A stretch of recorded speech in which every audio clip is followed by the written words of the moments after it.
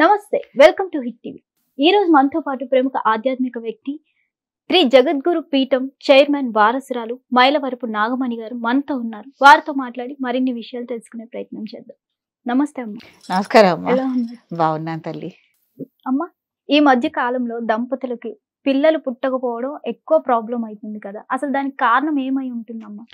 అంటే మన పిల్లలు పుట్టకపోవటానికి కారణం మన వైద్యపరంగా తీసుకుంటే భార్యాభర్తలు ఇద్దరిలోనూ ఏదైనా లోపం ఉండటం. తర్వాత అది డాక్టర్లు నిర్ణయిస్తారు. లేదు వైద్యపరంగా మనం ఇట్టా వెళ్ళాము,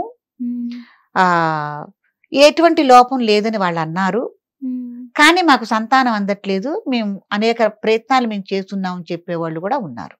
డాక్టర్ గారిని అడిగితేను ఎటువంటి లోపం లేదమ్మా అని చెప్తున్నారు, మాకు సంతానం కావాలని ఉంది, మాకు 9 ఏళ్ళయింది 10 ఏళ్ళయింది అని చెప్పేవాళ్ళు చాలా మంది ఉంటారు. దీనికి కారణాలు ఏంటంటే పెద్దల నుంచి 7 తరాల నుంచి మనకి కొన్ని శాపాలు అనేవి వెంటాడుతూ ఉంటాయి.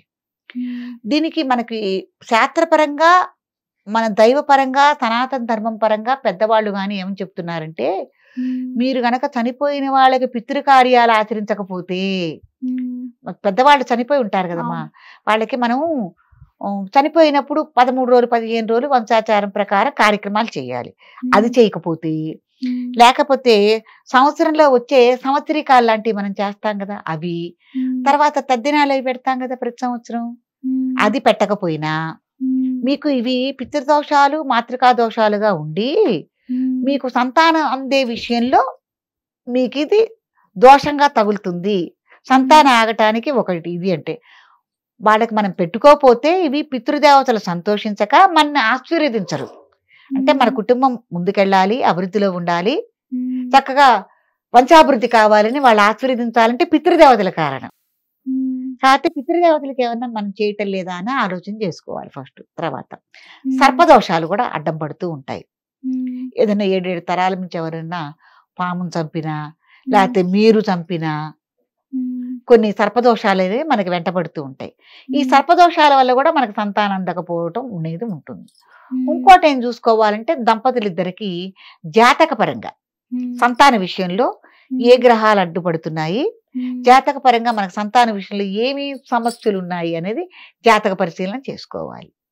ఇలా అన్నీ చేసుకున్న తర్వాత ఏదైతే మనకు ఆటంకం కలుగుతుందో దానికి నివారణ మార్గం ఏంటన్నది కూడా మనం ఆలోచన చేసుకోవాలి. చేసుకుని అప్పుడు పెద్దల్ని కానీ మీ ఇంట్లో లేకపోతే పురోహితుల్ని కానీ ఎవరన్నా జ్యోతిష పండితుల్ని కానీ ఎవరన్నా మీరు అడిగితే ఆ సమస్యకి నివారణ మార్గం చెప్తారు. దాన్ని ఆచరించుకోవటం వల్ల మీకు సంతానం కలుగుతుంది. అట్లాగే బుద్ధిమాంద్యంతో పిల్లలు పుట్టడం, ఆవిటి పిల్లలు పుట్టడం, గర్భస్రావాలు అవటం, అసలు పిల్లలు లేకపోవటం, ఏమ్మా పిల్లలు పుట్టిపోవటం, ఇవన్నీ జరగటం కూడా మనం సర్పదోషాల కిందే మనం అనుకుంటూ ఉంటాం. పెద్దలు చేసిన తప్పిదాలు ఒప్పిదాలు మనం చేసుకున్నవి జాతక పరంగా ఇన్ని రకాలుగా మనం పరిగణలోకి తీసుకోవాలి. తీసుకుని ఆ సమస్యకి సరైన నివారణ మార్గం చేసుకోవాలి. నా దగ్గరకు చాలా మంది వస్తారు సర్పదోషాలు అనుకోండి, నాకు ప్రతిష్టా కార్యక్రమాలు కానీ ఏమన్నా ఆచరించుకోవటం అలా చేయటం వల్ల ఈ దోషాలు పోయి హయ్యెస్ట్ 22 సంవత్సరాలు పెళ్ళయి వచ్చిన వాళ్ళు కూడా సంతానం అందారు. మహత్తర గొప్ప కార్యక్రమం. కాబట్టి ఎవరు సంతానం లేదని ఎవరు బాధపడద్దండి. తప్పకుండా ఇవన్నీ మీరు ఆలోచన చేసుకుని సంతానం పొందాలి. ఎందుకు సంతానం మనకంటే ప్రతి ఒక్క దంపతులకి ఐడెంటిటీ సంతానం. ఇప్పుడు మనము అనటానికి ఏమిటి, మనకు సంతానం ఉంటేనే మనం మన కుటుంబం, మళ్ళీ వాళ్ళ వంశం వంశం వంశం వెడుతుంది. మీరు ఇక్కడే ఆగిపోతే ఇంకేముంటుంది, అసలు మీ దంపతులకి ఇంకో 10 ఏళ్ళు అయితే గుర్తింపు లేదు. కాబట్టి సంతానం కావాలి. ఇంకోటి ఏంటి, మనకు వృద్ధాప్యం వచ్చింది, మన ఎవరో ఒకరు చూసుకోవాలి. మనం ఏ పొజిషన్ లో ఉంటామో తెలియదు.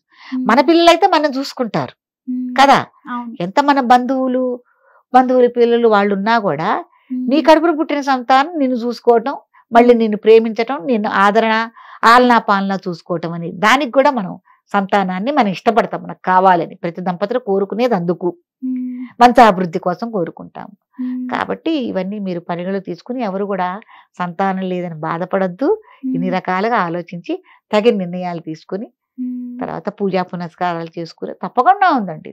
ప్రతి విషయంలోనూ ఇట్లా డాక్టర్లే వచ్చి స్వయంగా ఇట్లా ధర్మాచరణ చేసుకుని సంతానం పొందిన వాళ్ళు కూడా ఉన్నారు. డాక్టర్ దంపతులే ఉన్నారు. అవును. చాలా మంది నాకు ఈ విషయం చెప్తుంటేనే అర్థమవుతోంది. నేను కూడా అమ్మకు అలా పుట్టిన దాన్ని. కాబట్టి ఇవన్నీ పరిగణలోకి తీసుకోవాలి. అంటే ఈ మధ్య కాలంలో చూసినట్లయితే ఆడపిల్లలు హాస్టల్స్ లో ఉండడం, బయట ఫుడ్ తినేయడం, ఇవి కూడా ఒక రీజనే అంటారా? అదేం లేదండి. ఎప్పుడు పరిస్థితులు బట్టి అప్పుడు ఆహారం తింటున్నారు. హాస్టల్లో ఉంటాం, బయట ఫుడ్ తిట్టడం ఇవన్నీ ఆటంకాలు కావు. ఇది ఏదో మనం మామూలుగా కామన్ గా మాట్లాడుకోవటానికి బాగుంది కానీ వాస్తవ నిజాలైతే అది కాదు. నెలసరి సక్రమైందా కాదా, మీలో హార్మోన్లు బాగున్నాయా లేదా, వైద్యపరంగా దంపతులకి కౌంట్స్ అనేది సరిగ్గా ఉన్నాయా లేదా, ఈ అమ్మాయి గర్భసంచి బాగుందా లేదా, ఇది మన వైద్యపరంగా చూసుకునేది. ఇక ఆధ్యాత్మిక దైవపరంగా చూసుకునే ఆ విషయాలు. కాబట్టి ఇవన్నీ తిండి హాస్టల్ ఇవన్నీ కావు. చాలా చక్కగా చెప్పారు. ధన్యవాదాలు. హిట్ టీవీ యాప్, ఇందులో short news, live news, entertainment shows, movies, digital magazines తో పాటు మీ జిల్లా వార్తలను కూడా ఫ్రీగా చూడొచ్చు. ఇంకెందుకు ఆలస్యం, వెంటనే హిట్ టీవీ యాప్ ని డౌన్లోడ్ చేసుకుని ఫ్రీగా ఎంటర్టైన్మెంట్ పొందండి. Hit TV app. Hit TV app. Please download hit TV app. Hit TV app ని ఫ్రీగా డౌన్లోడ్ చేసుకుని ఎంజాయ్ చేయండి. మీకు నచ్చిన ఎంటర్టైన్మెంట్ కోసం హిట్ టీవీ యాప్ ని ఫ్రీగా డౌన్లోడ్ చేసుకుని ఎంజాయ్ చేయండి. హిట్ టీవీ యాప్ ని డౌన్లోడ్ చేసుకుని ఆస్వాదించండి, ఆశీర్వదించండి. ఇంతమంది సెలబ్రిటీలు హిట్ టీవీ యాప్ ని డౌన్లోడ్ చేసుకోండి అని చెప్తున్నారంటే ఎంత మంచి యాప్ ఆలోచించండి. అమెరికా అమెరికా అమెరికా అమెరికాలో చదవాలనుకునే వాళ్ళకి విశ్వసనీయమైన పేరు మన శౌర్య కన్సల్టెన్సీ. UK లో 1 year masters, UK లో 1 year masters, 2 years work permit up to 5 years visa. Contact Saurya Consultancy. Contact 89851 89851.